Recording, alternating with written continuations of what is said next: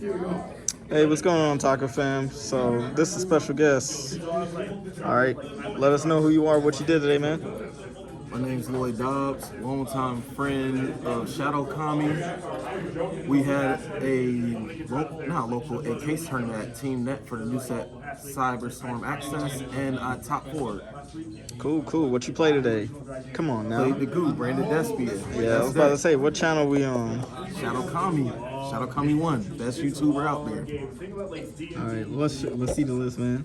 All right, so starting off, I played 3 Alibers, self-explanatory. Sweet. I played for the Despias, 1 Adlib, 1 Tragedy, and a Quim. Okay, so it's about staying in like 6 names. You know how I feel about the other 2 names, but it's all right. I played 3 Fallen to Albaz with as much cash, Runic, all these crazy decks going around. I feel like you have to play it, and it's not that bad of a hard draw either, because we have so many ways to cheat out our Albaz fusions. Why not play 3? Yeah, I think we should normalize like just playing 3 because it's just good to fuse with from hand anyway. Correct. Next, double Cartesia. Kind of standard. I prefer 2. Some people play 1. 1 Merc, 1 Kit, 1 Albion. You're probably wondering why some of the cards are in purple. Those are the cards that I changed for my new list, and we'll discuss that later. Okay.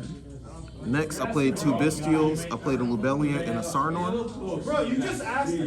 Played double Santa Claus. So those are your board breakers. You just decided on 2 of those.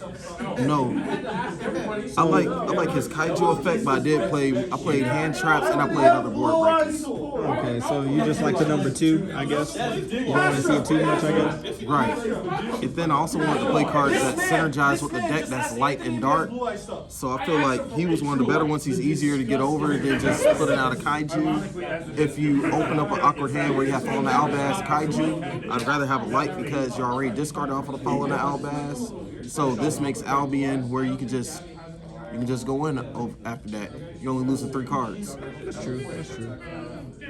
Next, I played double Ogre. In my opinion, it's the best 1-for-1 style hand trap this format. It's better than Ash. It can clear a card. So many cards need to stay on board to fully get their effect.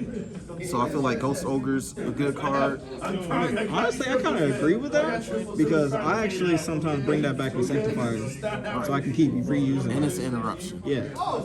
Next, I played double Nib. The reason behind where some people are playing Karikura over Nib, it does somewhat of the same job as Karikura, but at the same time, it being a light, it synergizes with my fusion strategy.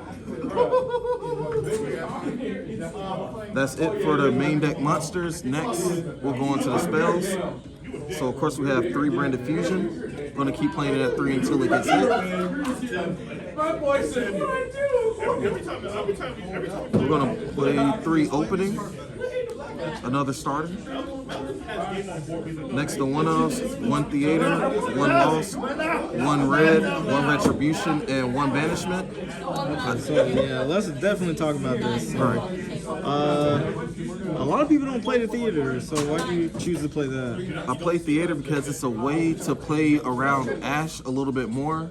A lot of times I'll open up at Albaz, so to play around Ash, if I don't have another fusion play, I'll search this just so I don't die. Then also its second effect on field, it can help you like wall up so that you don't die. Okay, so you weren't afraid of opposing ogres on that card? If they leave Ogre in their deck post side, then against this deck, I feel like that they're already losing. Yeah, I was gonna say that might be a mistake, but hey, you just never know. Right. Then the Banishment, it's a bootleg Quim. That's the best way to put it. It can fuse depending on what they set up, but it helps you play around nibs. Like you just basically bring back your Mirror Jade, and then you still have interruption on board. And Mirror Jade gives you follow-up. Well, I currently side that card. I only put it in against the mirror because that's the only time I really can use it, honestly. But makes sense. Next, the newest additions to the deck, 3 Nadir Servants. I love that card. 3 fusion deployments. Pretty standard. One Gold Sark, one Foolish consistency cards. This was, you can play it, but in my new list, it's not in there anymore. Yeah, it just seems kind of redundant to me. Like, even both of them, I can understand still the Foolish, but both of them just kind of seem redundant. They pretty much do the same thing as you're adding more of the same monster in your deck, so I guess it makes sense. And another thing, while Foolish is better, sometimes you can just send them Albaz to get a free Cartesia out your hand. You can, it helps play around Droll if you really want to lock your opponent under the Gimmick Puppet. You can just send the Gimmick Puppet. It does so much more than Gold Sark just plays hard into the Droll. It doesn't flush you. Next, 2 Dark Ruler No Mores. And the final card, Called by the Grave. Just stop the forehead. I'm assuming. Next, Next, there's Double Mirror Jade. No need to explain. Double Albion, of course. We have one Lubellion, one Titaniclad, one Rembrum, and one of the new guy, Albion. Yeah, I like that ratio too. Are you playing the Brigand? Am I playing Brigand? I actually couldn't find it. It was, so it came down to Brigand and the last card of my extra deck, which we'll discuss. Next, I played one Grand Grenoble and one Lulu. This could definitely be a 2-of in the deck. 100%. I've been saying that 100% could be a 2-of. Oh yeah, definitely. Like, it just does so much for the deck. It's just ignorant.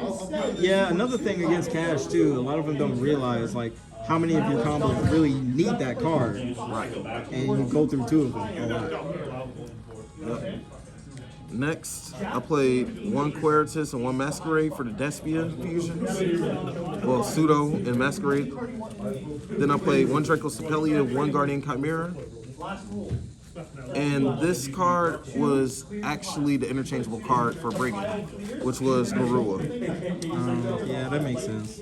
So I cut Brigand because I cut Mercarier back to 1, and I wanted to fully maximize on my branded banishment, because a lot of times you will catch people in awkward spots where they have 2 of the same type on board.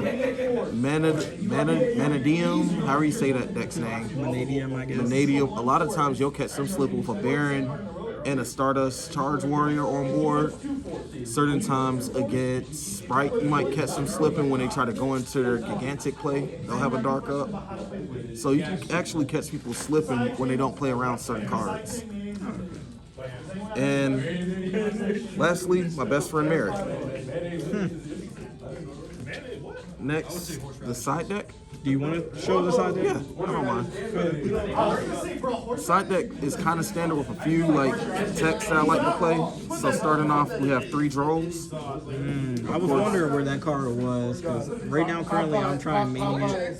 Just have like a better Samurai matchup if you don't want to run. So Droll for me, I'd rather side it because I'm more so scared of the Pearly matchup. We have a pretty good matchup, but I built my main deck has a good matchup against Super Heavy. So I'd rather, like, if I have to side in the stuff for Super Heavy, then that's cool, but I'd rather have more stuff that hurts Pearly. That's fair. Next, the cheekiest card, Hand Trap. If we had more space in the side deck, I'd probably play it. Right. Konami needs to fix their time rule, so that's why we play this.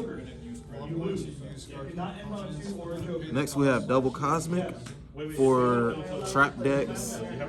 We have a couple lab players at our locals. One of our better players there, shout out my boy CJ.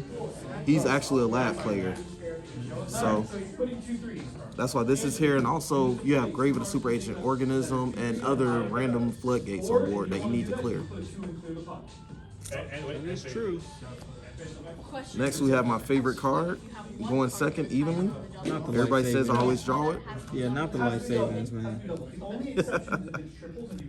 Next, my own tech that I love playing, Summon Limit at 2.